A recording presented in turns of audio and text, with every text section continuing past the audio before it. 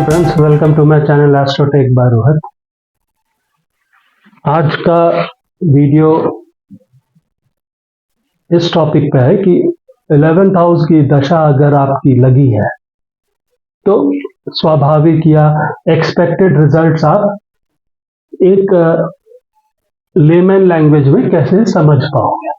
हम आपको यहाँ पर ज्योतिष सिखाने नहीं बैठे हैं। बहुत से लोग ज्योतिष बहुत हद तक नहीं जानते हैं या लेट्स से 20% उनकी इंटरेस्ट है तो वो जानते हैं। कुछ लोग इसमें व्यूअर्स जो हों वो शायद अच्छा जानते हो, तो आप लोग दोनों ही देखिए। हम थोड़ा सिंपल लैंग्वेज में रखना चाहते हैं और मोर और लेस उस बेस पे रखना चाहते हैं कि आप कैसे अपनी कुंडली में अगर दशा आपकी चली है, महादशा की हम बात कर रहे हैं, हम अंतरदशा की तरफ अभी नहीं जा रहे हैं। बहुत हद तक महादशा से आप जिंदगी का पैटर्न, उस महादशा के बीच में क्या हो सकता है या क्या क्या चीजों की संभावनाएं हैं, वो आप जनरली प्रेडिक्ट या एक अंदाज लगा सकते हैं।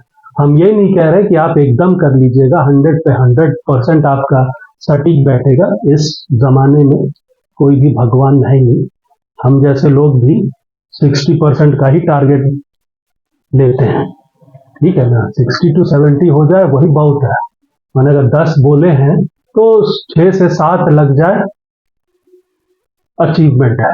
9-10 लग जाए तो भाई साहब आप भगवान हो गए, कोई जरूरत नहीं है यहाँ पर रहने का, है ना, पर्वत चढ़ जाइए। तो इस चीज के हिसाब से हम लोग देखेंगे। अब जब हम लोग बोलते हैं 11th हाउस की दशा, तो हम लोग क्या समझते हैं? क्या 11th लॉर्ड की दशा? नहीं, 11th हाउस की दशा मतलब 11वां से संबंधित कोई भी ग्रह अगर आपकी दशा पैटर्न में आ रहा है, विंशोत्तरी महादशा में, अंतरदशा में नहीं, महादशा में, तो क्या क्या आप देखिएगा या होगा। हम आपको एग्जाम्पल के थ्रू बताएंगे। 11वां घर जो है कुंडली का, अगर हम ऐसे देखें,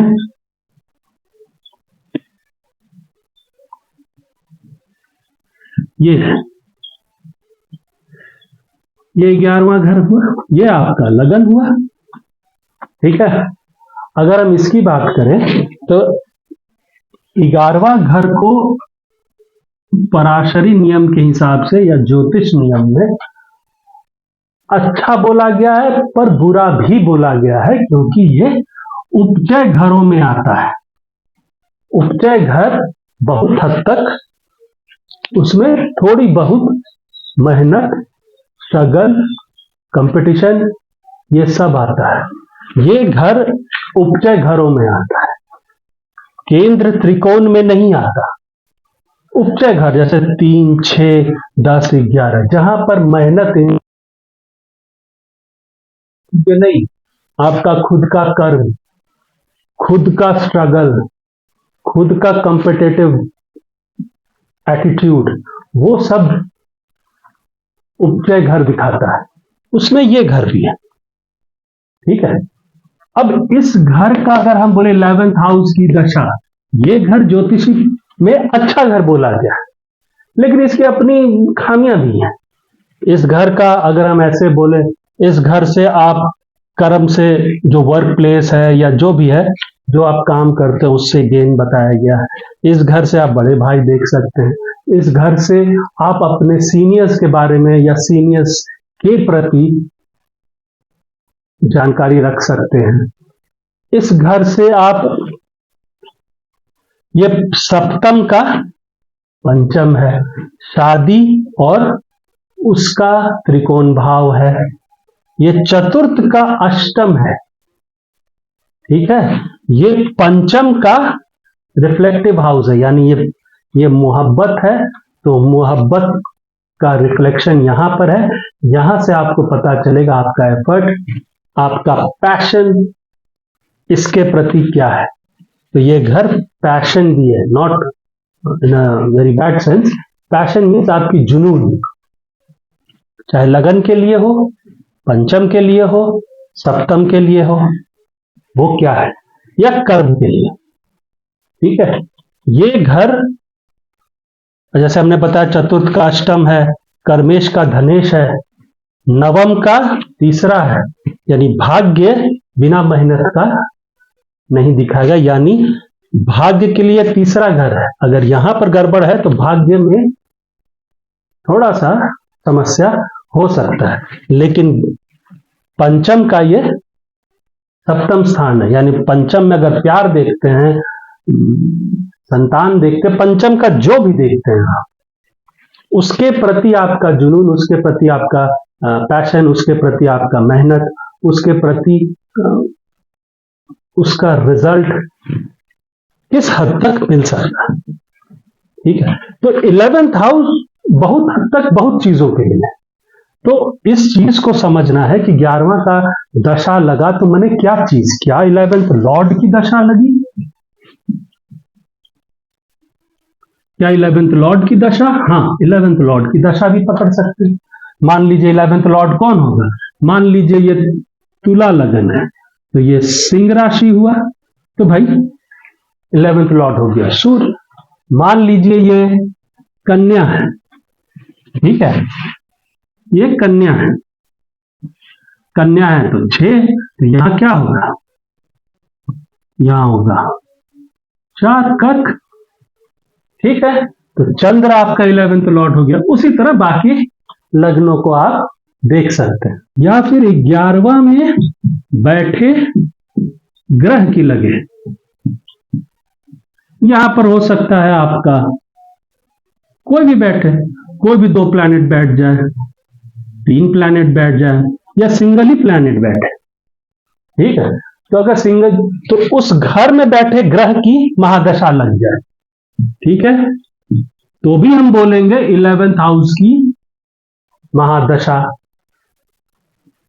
11th हाउस को जो देख रहा है, मान लीजिए कोई ग्रह यहां से देख रहा है सप्तम दृष्टि से, तो हम बोलेंगे 11th हाउस की दशा या उससे रिलेटेड दशा लग गई। अब मुझे 11वां भाव का रिजल्ट मिलने की संभावनाएं हैं। 11th लॉर्ड की लगी तो 11th हाउस का रिजल्ट मिल सकता है क्योंकि तो ओनरशिप है। 11वें बैठे ग्रह की लगी तो 11वें घर का रिजल्ट मिल सकता है। 11वें घर को जो देख रहा है, सप्तम से देख रहा हो या पंचम दृष्टि से देख रहा हो, है ना, या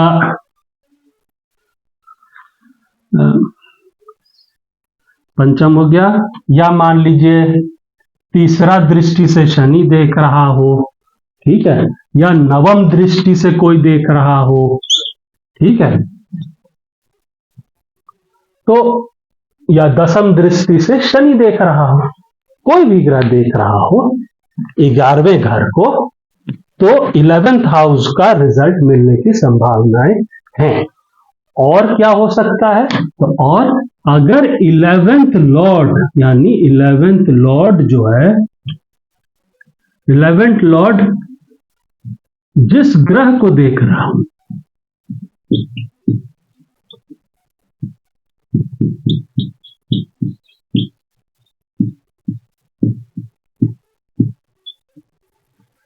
इलेवेंथ लॉर्ड जिस ग्रह को देख रहा है, मान लीजिए 11th लॉर्ड यहां बैठा है ना,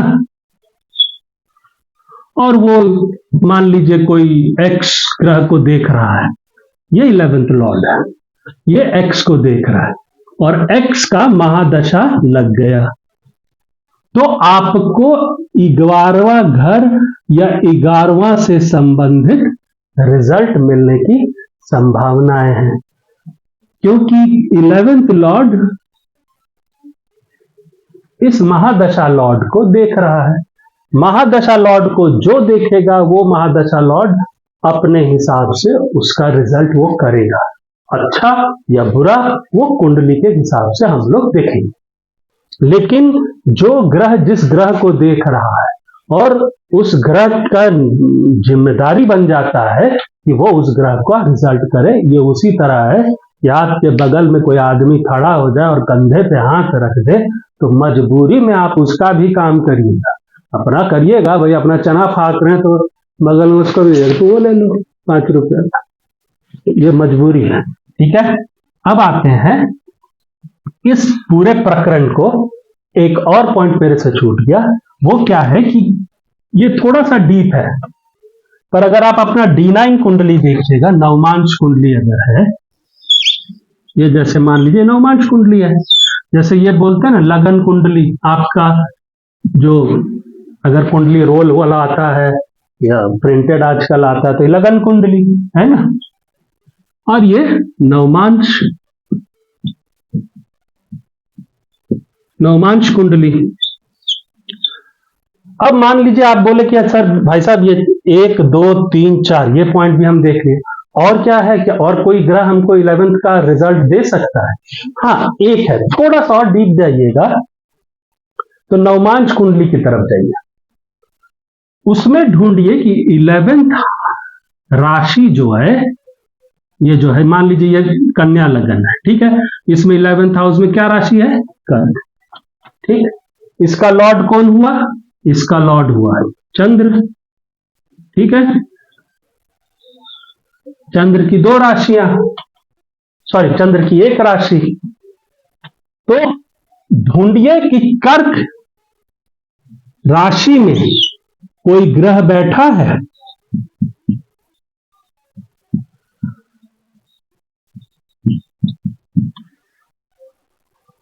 अगर जो आपका लगन यहां पर ये 11th पे जो राशि है, उस राशि लॉर्ड की या तो अगर सूर्य या चंद्र हुआ तो एक एक राशि ही होगा, और मान लीजिए शनि हुआ, गुरु हुआ, तो 2 राशियां हैं, तो वो 2 राशियों में कौन सा ग्रह बैठा है नवमांश कुंडली? तो आपने देखा कर्क में मिस्टर वाई बैठे हैं, ठीक है, वो वाई इस कुंडली में कहीं पर भी होंगे, उसका छोड़ दीजिए, अगर वाई की महादशा लगी तो वाई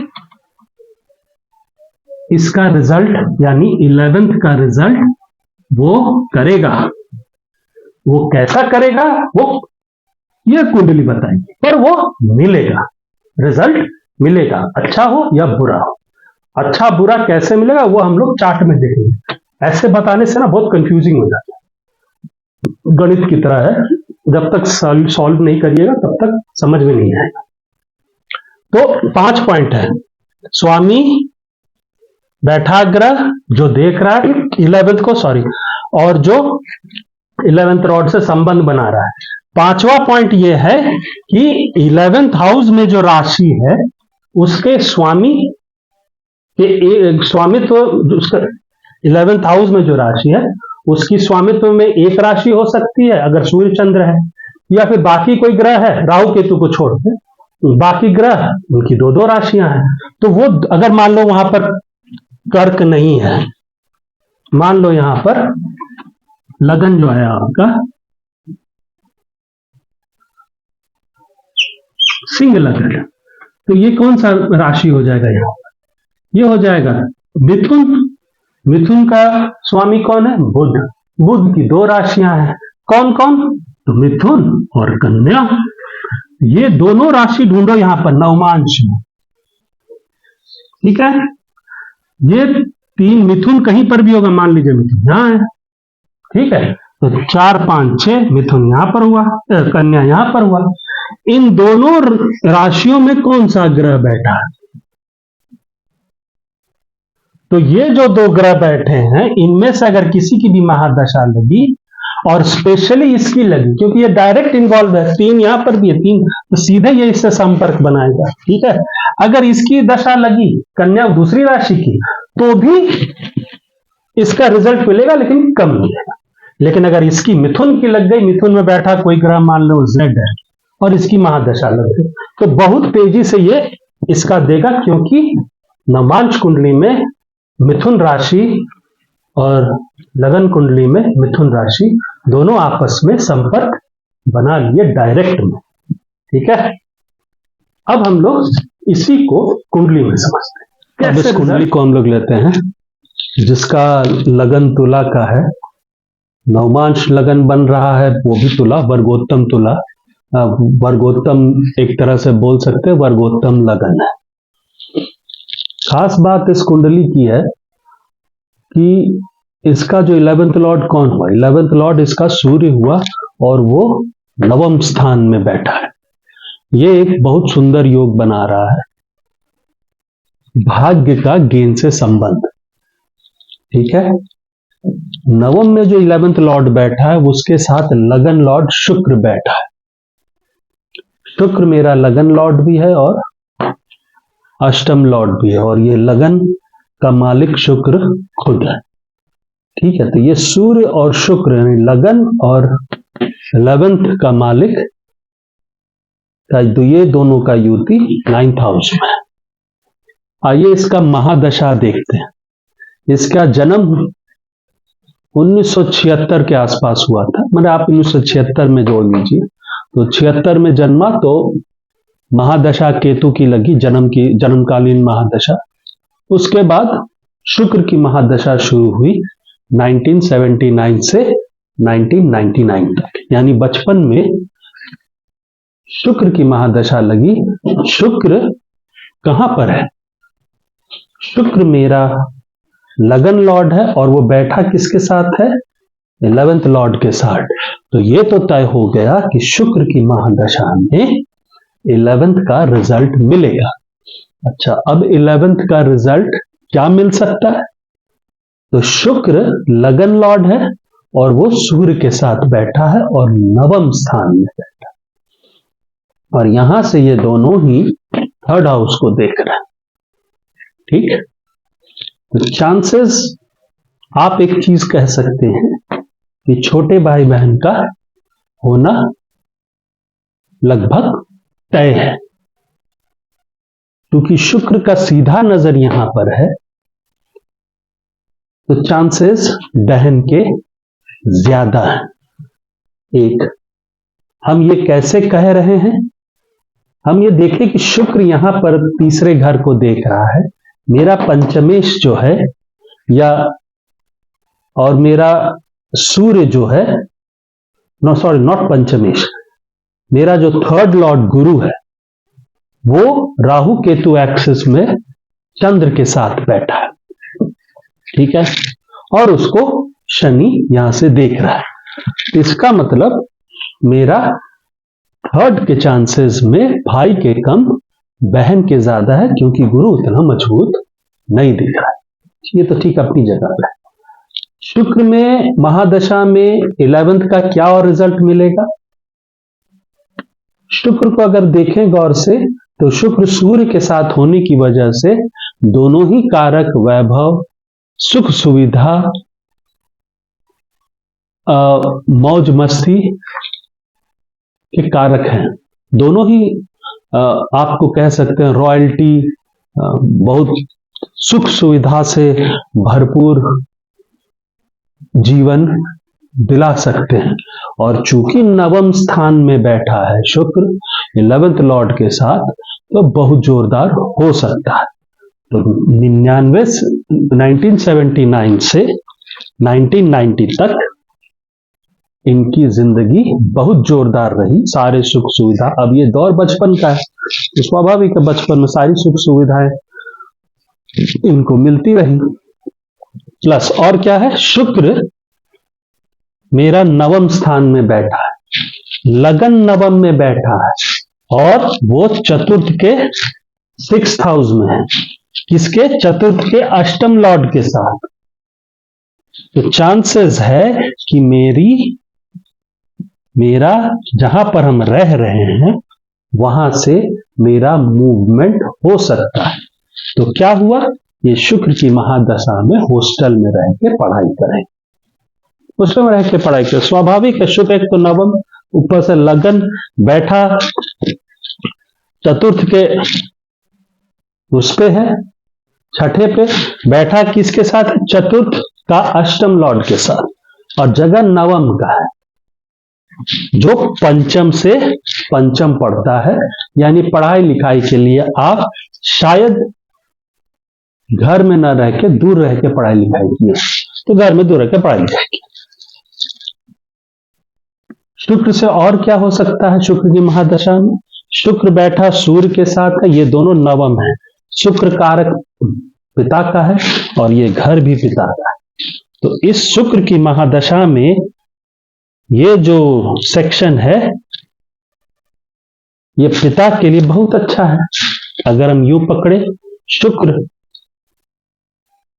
चंद्र लगन से देखिए तो शुक्र धनेश बन रहा है, और पिता को देखना है तो 12th लॉर्ड लगन पे है, और शुक्र क्या बन रहा है, 1 2 3 4 5 पंचम लॉर्ड, और सूर्य क्या बन रहा है, 1 2 3 3rd लॉर्ड। तो पिता का मूवमेंट भी करा सकता है, वहां पिता का ट्रांसफर हुआ उस दौरान रेगुलर इंटरवल्स पे। प्लस ये घर नवम स्थान है पिता का, तो हो सकता है इस दौरान में पिता की उन्नति हो, नवम की उन्नति हो तो पिता की उन्नति, हाँ तो ट्रांसफर के साथ पिता का पदोन्नति, मान सम्मान, नौकरी में बढ़ा। सबसे मजेदार बात, शुक्र की महादशा खत्म कि सूर्य की लग गई, फिर से नवम स्थान चालू, फिर से 11th लॉर्ड डायरेक्ट में चालू। तब क्या हुआ, सूर्य की महादशा में क्या होगा, सूर्य 11th लॉर्ड है तो नौकरी दे दिया।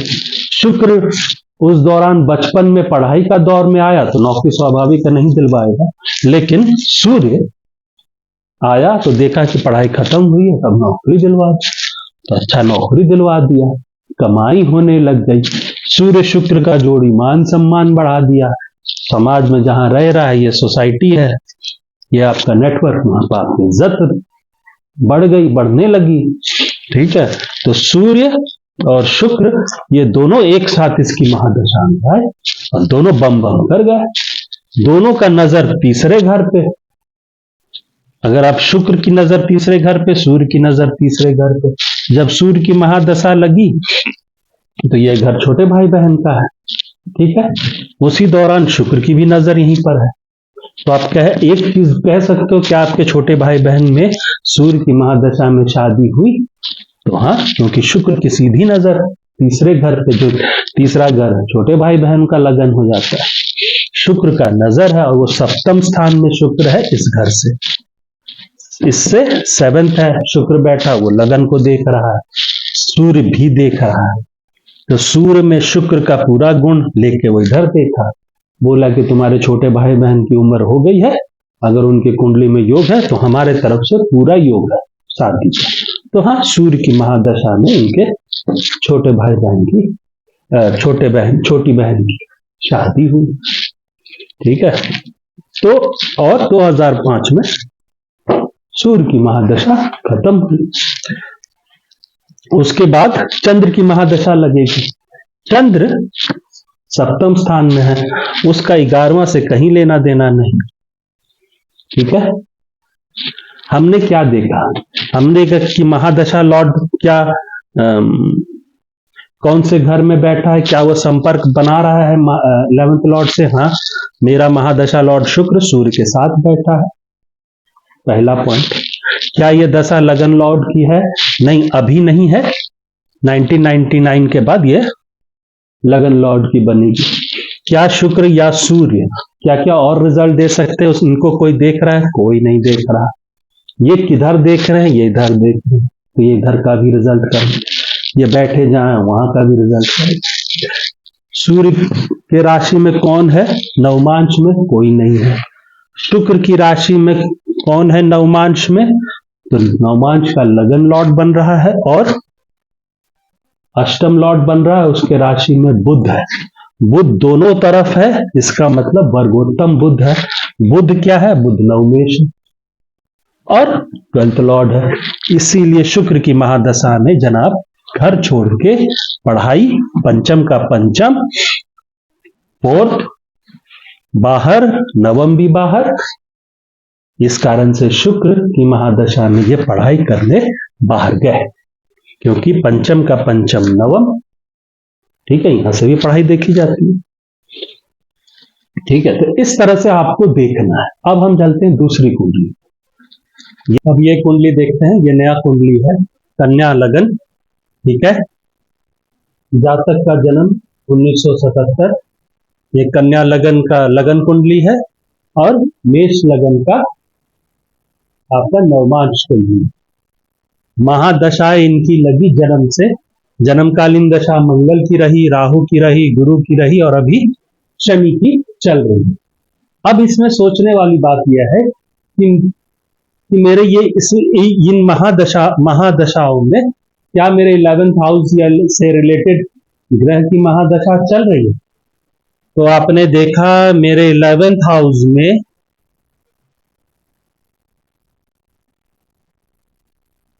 इलेवेंथ हाउस मेरा कर्क राशि है, इसका लॉर्ड चंद्र है, तो 11th लॉर्ड मेरा चंद्र बन रहा है। 11th हाउस में मेरा शनि और शुक्र है। तो हाँ, मेरे ये महादशा जो 2014 में लगी, ये 11th हाउस के संबंधित लगी। ठीक है, तो आप कह सकते हैं कि हाँ, मेरा 11th हाउस से संबंधित ग्रह की महादशा लगी, क्योंकि शनि 11th हाउस में बैठा है। ठीक, कर्क राशि 11th हाउस को में और कौन बैठा है? भाई साहब शुक्र बैठा है, तो अभी शुक्र की महादशा नहीं लगी। ठीक, तो क्या शुक्र का रिजल्ट शनि देगा? हाँ, क्योंकि साथ बैठा है तो मजबूरी है शनि को देना। ठीक, शनि किसका लॉर्ड बन रहा है? तो शनि छठा लॉर्ड बन रहा है, लेकिन शनि पंचम लॉर्ड भी है। शनि चंद्र के साथ एक्सचेंज करके बैठा है, यानी शनि अगर कर्क राशि में है तो कर्क का लॉर्ड चंद्र कुंभ राशि में, यानी ये चंद्र और शनि ने राशि एक्सचेंज कर रखा है। तो ये एक्सचेंज को क्या कहिएगा? ये 6 और 11 का एक्सचेंज है। क्या ये एक्सचेंज बहुत सुंदर है? तो नहीं, ये एक्सचेंज सुंदर नहीं है, इसमें रिस्क है। क्या ये युति बहुत सुंदर है? क्योंकि पंचम और छठे का संबंध है यहां पर, किससे? नवमेश और धनेश से। क्या ये युति बहुत सुंदर है? नहीं, ये युति सुंदर भी है और खराब भी है। ठीक है, क्योंकि इसमें ये वाला छठा घर का इन्वॉल्वमेंट होने की वजह से रिस्क बढ़ा हुआ है, और इसका जो एक्सचेंज है 6 और 11 का, जो बहुत प्रोमिनेंटली है, तो भी छठे से रिलेट चंद्र से भी कर रहा है और शनि अपने से तो कर ही रहा है। तो ये समस्या है, सुंदर भी है लेकिन रिस्क है। कर्क राशि नवमांश कुंडली में देखें तो कर्क राशि में कौन बैठा है? सूर्य। तो 12th का रिजल्ट भी मिलेगा। ठीक, क्योंकि कर्क राशि में सूर्य बैठा है, तो सूर्य कौन है? कन्या का 12th लॉर्ड है। वो कहां बैठा है? वो अपने ही घर बैठा है। तो सूर्य का अच्छा रिजल्ट भी मिलेगा, क्योंकि सूर्य अपने घर में स्वराशि का है, और सूर्य चंद्र आपस में सामने में होने के कारण दो ल्यूमिनरीज यानी पूर्णिमा का चांद है, और सूर्य अपने घर में बहुत पावरफुली प्लेस्ड है लगन के साथ। तो सूर्य का रिजल्ट मिलेगा शनि में, शनि की महादशा में मिलेगा और अच्छा मिलेगा। लेकिन शनि के रिजल्ट में छठे का रिजल्ट भी मिले। ठीक, हमने देखा 11th लॉर्ड की दशा है, नहीं है। 11th घर में बैठे ग्रह की दशा है, हाँ शनि की महादशा है, 11th हाउस में बैठा है। 11th हाउस में कौन सा राशि है? कर्क। नवमांश कुंडली में कर्क कहाँ है? कर्क केंद्र में है, उसके घर में सूर्य बैठा है। हम राहु केतु नहीं ले रहे, सूर्य बैठा है। सूर्य मेरा कन्या का क्या है? 12th Lord. क्या वो पिटा हुआ है या अफिलिक्टेड है या गुंडों में घिरा हुआ है? तो कह सकते हो कि पाप कर करी एकदम, लेकिन सूर्य ज्यादा बलशाली है, अपने घर में होने के कारण थोड़ा सूर्य का रिजल्ट अच्छा भी मिलेगा और बुरा भी मिलेगा, लेकिन ज्यादातर समय सूर्य का रिजल्ट अच्छा मिलेगा, क्योंकि सूर्य D9 में केंद्र में चला गया।